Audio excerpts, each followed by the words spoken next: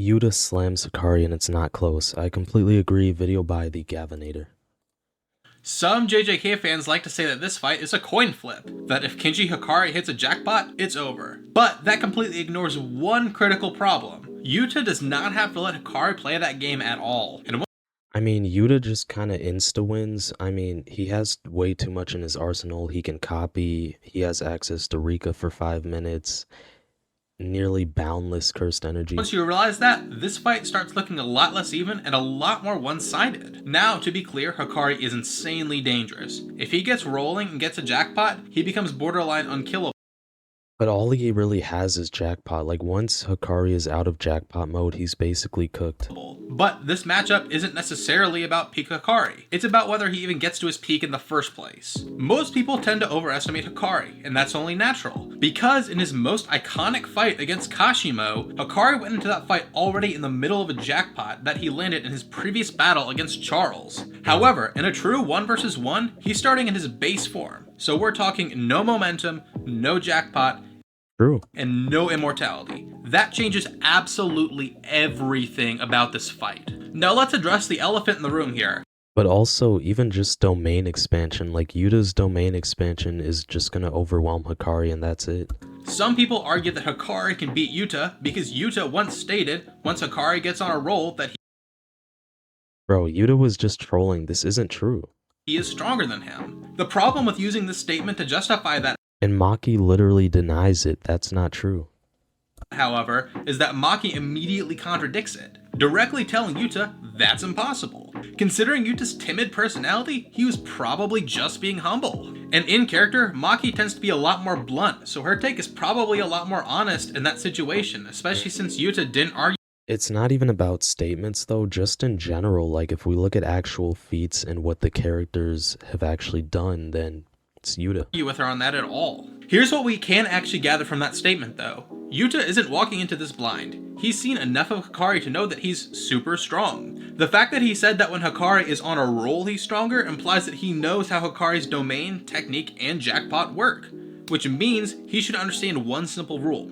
If Hakari opens his domain, the fight becomes exponentially harder. So what does Yuta do if he's being rational here? He stops that from happening.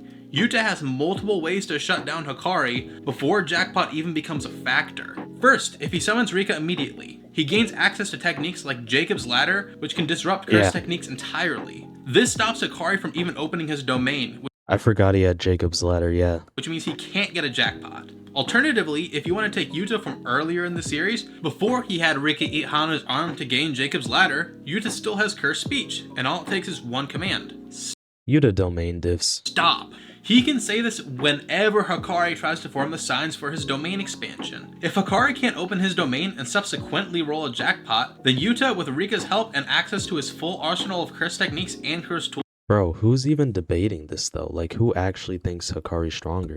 absolutely destroys Hakari. Now let's say Yuta doesn't play optimally, which granted could very well happen since he doesn't always summon Rika from the get-go. We start off with base Yuta versus base Hakari. This matchup is actually a little bit contentious. Hakari likely has the edge in raw hand-to-hand combat, because unlike Yuta, punching and kicking is pretty much most of his moveset. Not to mention, he can use his innate technique to summon obstacles like train doors to further pressure his opponent. That being said, Yuta is far from weak here. He was able to keep up with post Shibuya Yuji, and put him on the back foot before even summoning Rika. And, more importantly, Yuta has two things in base that Hakari doesn't: insane stamina and reverse curse technique. He can most definitely survive a little while against Hakari, but he likely won't be able to stop Hakari from opening his domain when he's in his base form. So what happens when Hakari gets his domain off? Yuta certainly has the option to open his own domain and clash with Hakari. If he's successful, he can collapse Hakari's domain and stop him from hitting the jackpot. On top of this, Hakari will be left in curse technique burnout. However, this might not be the smartest move since we know Hakari's domain is especially strong in clashes. Even though Yuta is very strong, we know his curse energy control is sloppy, which could have a negative impact on his ability to clash with Hakari's domain.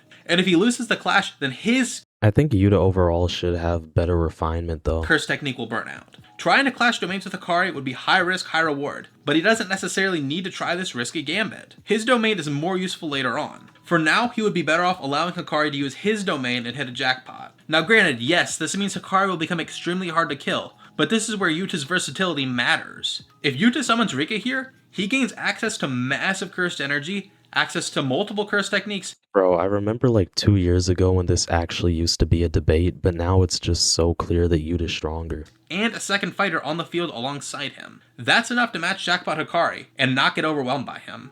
Now, can Yuta kill him during a jackpot? Probably not consistently. He could try to destroy Hakari's head in one blow with a love beam, but this probably won't work for a couple reasons. First of all, the love beam takes a little bit of time to charge up, Yeah, it takes like, what, 5 to 20 seconds-ish? and Hakari isn't dumb enough to stand there while he does it. Yuta might be able to stun Hakari with cursed speech, but it Well, yeah, maybe with cursed speech. probably won't last long enough to fully charge the love beam. Even if it does, Hakari is probably immune while in a jackpot, because the infinite cursed energy flowing from his ears could block cursed speech. However, Yeah, that's true actually. if cursed speech manages to work anyway, Hakari might be able to repel the cursed energy from the love beam with the infinite cursed energy flowing from his eyes and nose, like he did against Hakari's lightning bolt. But Oh, shoot, wait, that actually might be true. I forgot he did that against Kashimo. here's the key though. Yuta doesn't need to end Hakari yet. His jackpot lasts 4 minutes and 11 seconds. Yuta's full manifestation with Rika, on the other hand, 5 minutes. That means if Yuta times this correctly, he outlasts Hakari's immortality window. And the moment jackpot ends, Hakari's back at base strength, while Yuta still has Rika, his cursed techniques, and vastly expanded cursed energy. That's the turning point, and it gets worse for Hakari from here. Because once the jackpot ends, Yuta can use cursed speech to stop another domain attempt. He can also use Jacob's ladder It's just not even close because Hakari has no win cons against Yuta, like 0.